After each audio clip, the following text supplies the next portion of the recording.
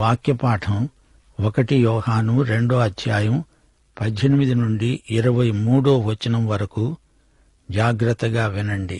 చిన్నపిల్లలారా, ఇది కడవరి ఘడియ. క్రీస్తు విరోధి వస్తాడని మీరు విన్నారు గదా. ఇప్పుడు అనేకులైన క్రీస్తు విరోధులు బయలుదేరారు. ఇది కడవరి ఘడియ అని దీనిచేత తెలుసుకుంటున్నాము.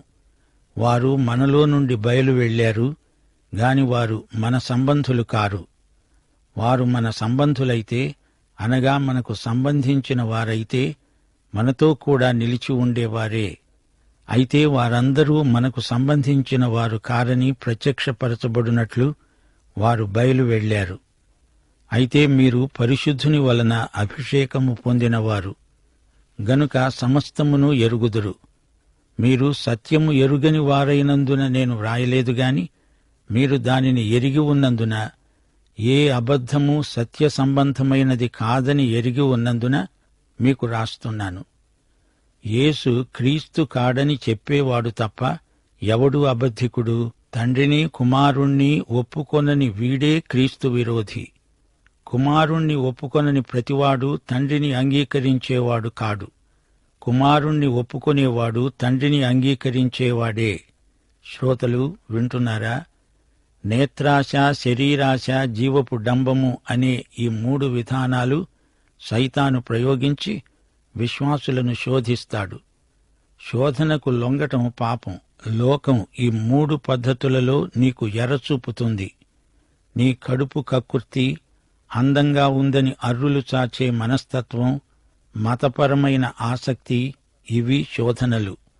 ఈ 3 శోధనలు మనకు జీవితాన్ని గురించిన సరైన అవగాహన లేకుండా చేస్తాయి. ఇవి లోకంలో నుండి వచ్చి నీ మీద దాడి చేస్తాయి. ఇవి ప్రమాదకరమైన శోధనలు. యేసు ప్రభువుకు ఇష్టం లేనివి ఏవైనా వాటిని మనము ఇష్టపడం. ఒకానొక రోజు ఈ లోకము, అందులో ఉన్నదంతా లయమైపోయేదే. 3 శత్రువులు మనకున్నారు: లోకము, శరీరము, సైతాను. ఇది శత్రుత్రయం. ఈ 3 శోధనే ఏదెను తోటలో హవ్వకు, అరణ్యంలో యేసు ప్రభువుకు తారసిల్లింది. సైతాను వ్యూహం నాడు నేడు ఒకటే. అయితే శోధనలను గెలిచి నిలిచిన వారిని ప్రభువు అభినందిస్తాడు. శోధనలకు లొంగి పడిపోయిన వారికి తీరని నష్టం వాటిల్లుతుంది. లోకం ఒకానొక రోజు ఒక్క త్రుటిలో భస్మీపటలమైపోతుంది. మానవ చరిత్ర మనకు నేర్పే పాఠమిదే. ఎందరో రాజులు, చక్రవర్తులు శరీరాశ, నేత్రాశ, జీవపు డంబం అనే శోధనలకు లొంగి కృంగిపోయారు. రాజ్యాలకు రాజ్యాలే పతనమైపోయాయి. చూడటానికి ఎంతో ఆకర్షణీయమై ఉండవచ్చు, అది అకస్మాత్తుగా అంతరించిపోతుంది. లోకపు నటన గతించిపోతోంది. గడిచిన కాలం తిరిగి రాదు. దేవుని చిత్తమును జరిగించేవానికి చలనం లేదు. ఆ వ్యక్తి చిరకాలము ఉంటాడు. శాశ్వతమైన విలువగలది ఏదో దాన్నే అన్వేషించు. తాత్కాలిక ప్రయోజనాన్ని ఆశించి నీ నిత్యత్వాన్ని చేజేతులా పాడు చేసుకోవద్దు. మనం నిత్యత్వపు బిడ్డలం. అక్కడికి మనం శాశ్వత విలువలు గల వాటిని తీసుకువెడతాము. చిన్నపిల్లలారా, మీ ఆధ్యాత్మిక వయస్సును బట్టి మీరు చిన్నపిల్లలు, బాలలు. ఆధ్యాత్మిక తండ్రులు, యువతీ యువకులు. చిన్నపిల్లలు అంటూ యోహాను ఆధ్యాత్మిక వయో విభజన చేస్తున్నాడు. చిన్నపిల్లలు మీరు, ఆధ్యాత్మిక బాలబాలికలు.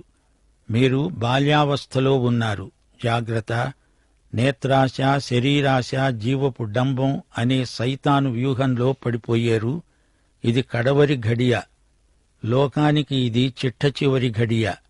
దేవుడు తన నామము కోసమై అనేక జాతుల నుండి ప్రజలను పిలుస్తున్నాడు, సమకూర్చుకుంటున్నాడు.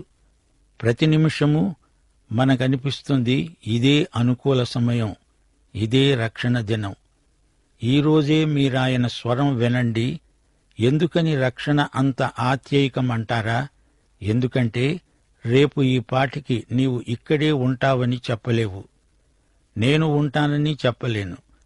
మనకు ఇదే చివరి ఘడియ కావచ్చు గనుక నీ తీర్మానానికి ఇదే అనుకూల సమయం, ఇదే రక్షణ దినం.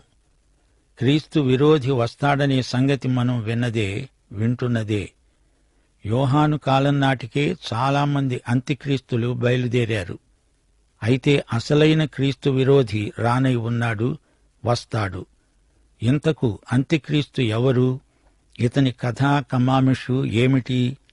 అంత్యక్రీస్తు అనే మాట ఎక్కువగా అపార్థం చేసుకోబడుతోంది. అందుకే అంత్యక్రీస్తు ఎవరో గుర్తించడం ప్రజలకు కష్టతరమైపోతోందని వేరే చెప్పనక్కర్లేదు. అంత్యక్రీస్తు అనే పదంలో 2 మాటలున్నాయి. క్రీస్తు అనే మాటకు ముందు అంతి అనే పదం ఉంది. అంతి అనే మాటకు 2 అర్థాలున్నాయి. అంతి లేక యాంటీ అంటే వ్యతిరేకం, విరుద్ధం అని అర్థం. అంత్యక్రీస్తు అంటే క్రీస్తు వ్యతిరేకి, క్రీస్తు విరోధి. అయితే అంతి అంటే ప్రత్యామ్నాయం, బదులు అని వేరే అర్థం ఉంది. అంతి అంటే నకిలీ అని భావం. నకిలీ అంటే మాతృక కాదు, దానికి బదులు అచ్చం అలాంటిదే కల్పించబడింది. అంత్యక్రీస్తు అబద్ధ క్రీస్తు, క్రీస్తు విరోధి కూడా. 1 యోహాను పత్రికలోనే అంత్యక్రీస్తు పలుసార్లు పేర్కొనబడ్డాడు. అంత్యక్రీస్తు వస్తాడని చెబుతున్నారు, వింటున్నారు. అయితే అనేక మంది అంత్యక్రీస్తులు నేనంటే నేను అంటూ బయలుదేరారు. యోహాను కాలం నాటికే కొందరు అంత్యక్రీస్తులు తయారయ్యారు. ఈ అంత్యక్రీస్తుకు ఉన్న ముఖ్యమైన గుర్తు ఏది? అంత్యక్రీస్తు ఏమి చెబుతాడు? యేసుక్రీస్తు దేవుడు కాడు అని చెబుతాడు. యోహాను అంత్యక్రీస్తుకు ఇదే నిర్వచనం చెబుతున్నాడు. యేసు క్రీస్తు కాడని చెబుతాడు. అతడు అబద్ధికుడు. అంత్యక్రీస్తు తండ్రిని కుమారుణ్ణి ఒప్పుకొనడు. మత్తయి సువార్త 24వ అధ్యాయం 5వ వచనంలో మన ప్రభువైన యేసుక్రీస్తే స్వయంగా ఈ మాట చెప్పాడు. అనేకులు నా పేరట వచ్చి నేనే క్రీస్తునని చెప్పి పలువురిని మోసపరుస్తారు. క్రీస్తు విరోధి ఒకడు, క్రీస్తుకు నకిలీ వ్యక్తిత్వం మరొకడు. ఈ ఇద్దరూ సైతానీయ వ్యూహాన్ని నెరవేరుస్తారు. ప్రకటన 13వ అధ్యాయం ఇదే చిత్తరువును తేటగా చూపుతోంది. యుగ సమాప్తిలో ఇది జరుగుతుంది. సముద్రంలో నుంచి మృగం లేచి వస్తుంది. సైతానే ఆ మృగాన్ని తెచ్చినవాడు. వీడు రాజకీయ నేత. వీడు క్రీస్తు విరోధి. మరో మృగం భూమిలో నుండి లేచి వస్తుంది. ఈ మృగం గొర్రెపిల్లలాగే ఉంటుంది గాని అది గొర్రె చర్మము ధరించిన తోడేలు. దేవుని గొర్రెపిల్లకు ఇది నకలు. దేవుని గొర్రెపిల్ల లోక పాపాన్ని మోసకపోతుంది గాని ఈ నకిలీ గొర్రెపిల్ల అలా నటిస్తుంది. రాజకీయ అంత్యక్రీస్తు అన్యుల మధ్య నుంచి వస్తాడు. అది పురాతన రోమా సామ్రాజ్యం. మత విషయికమైన అంత్యక్రీస్తు ఇశ్రాయేలు జాతి నుండే వస్తాడు. ఇశ్రాయేలును తాను మెస్సియా అని నమ్మించడానికి సైతాను వారి మధ్య నుండే వస్తాడు. అంత్యక్రీస్తు లక్షణాలను ఈ 2 మృగాలు పంచుకున్నాయి. చెరిసగం అంత్యక్రీస్తు గుణాలను ప్రతిఫలించే మృగాలు 2. ఒకడేమో క్రీస్తు విరోధి, మరొకడేమో నకిలీ క్రీస్తు. గనుకే వీడు అంత్యక్రీస్తు అని పిలువబడుతున్నాడు.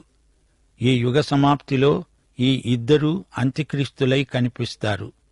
ఒకరు క్రీస్తుకు వ్యతిరేకం, మరొకడు క్రీస్తు స్థానంలో వేషం. కొందరు ఆ రోజుల్లో నామకార్థ క్రైస్తవులు, చూడటానికి మంచి విశ్వాసులే. క్రైస్తవ పేర్లుంటాయి. ఏదో స్థానిక సంఘంలో సభ్యత్వం కూడా ఉంటుంది. బాప్తిస్మం తీసుకున్నవారే.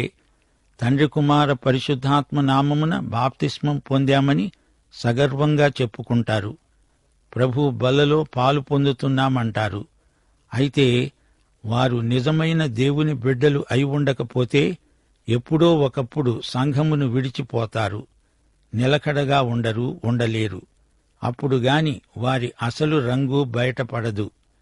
క్రైస్తవ సహవాసానికి అట్టి వ్యక్తి దూరంగా ఉండి తొలగిపోతాడు. లోకంతో ఒకటైపోతాడు.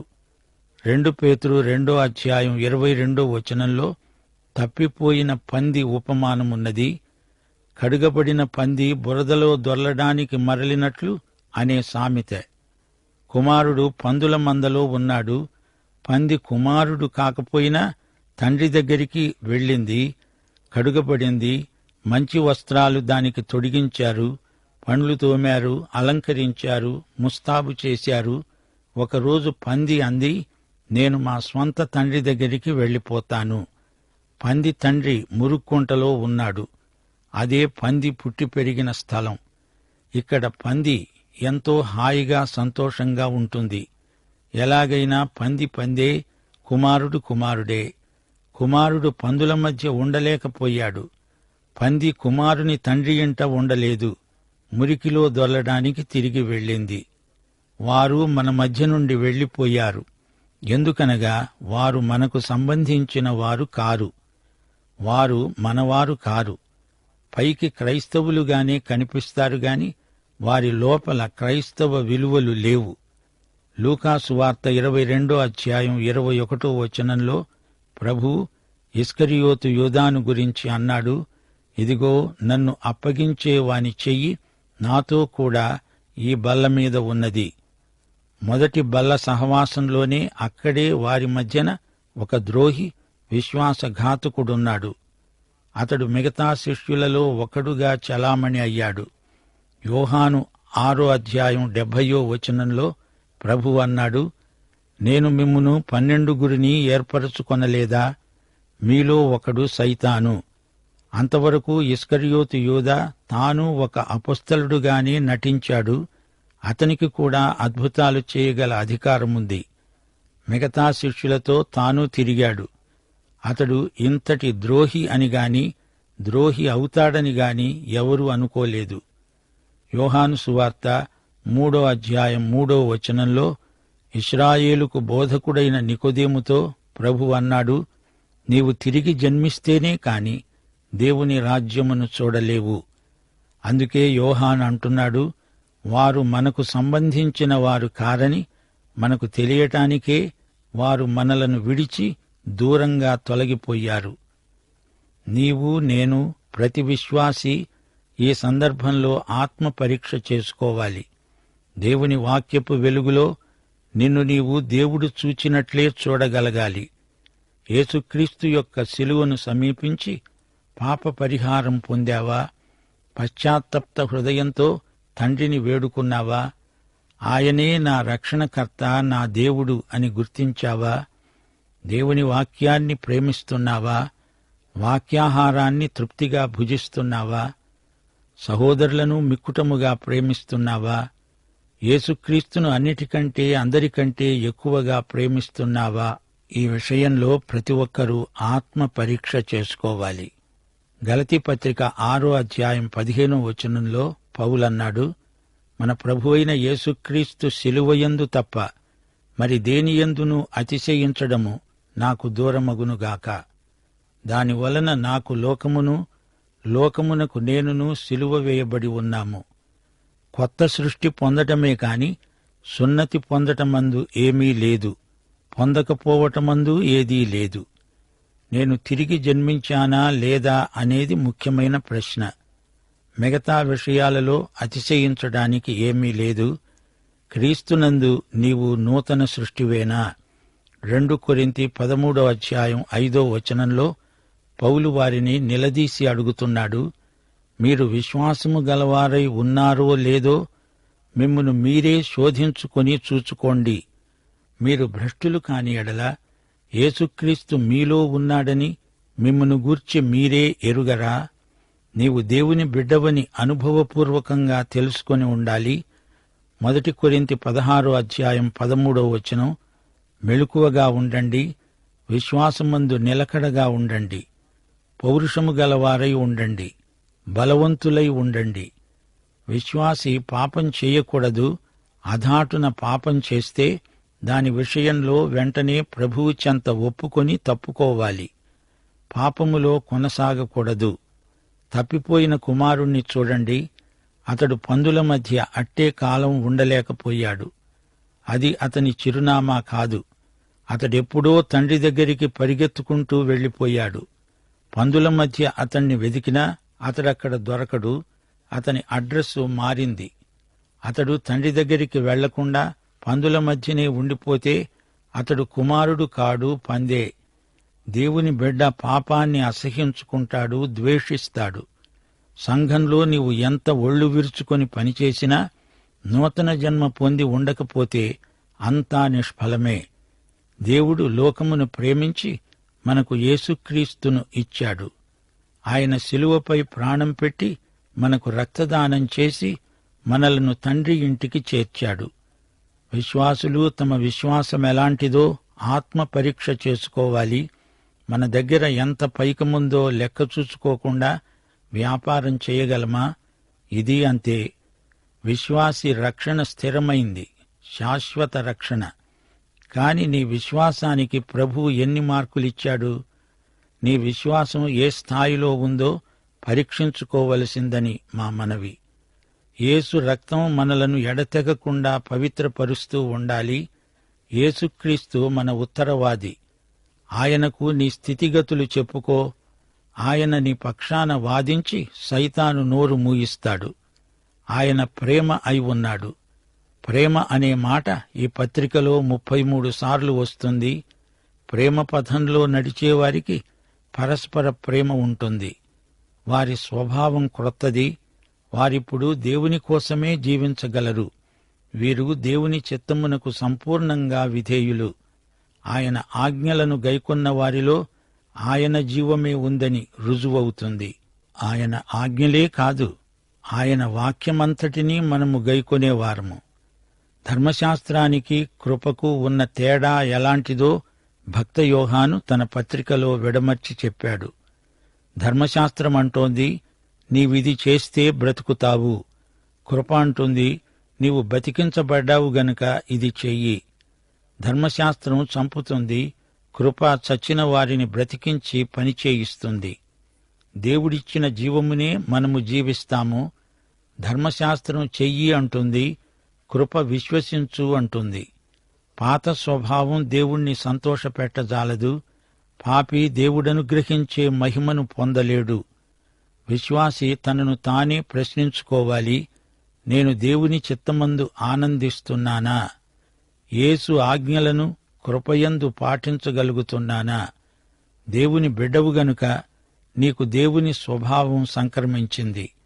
సామెతలు 28వ అధ్యాయం 13వ వచనం, అక్రమము దాచిపెట్టేవాడు వర్ధిల్లడు, వాటిని ఒప్పుకొని విడిచిపెట్టేవాడు కనికరము పొందుతాడు.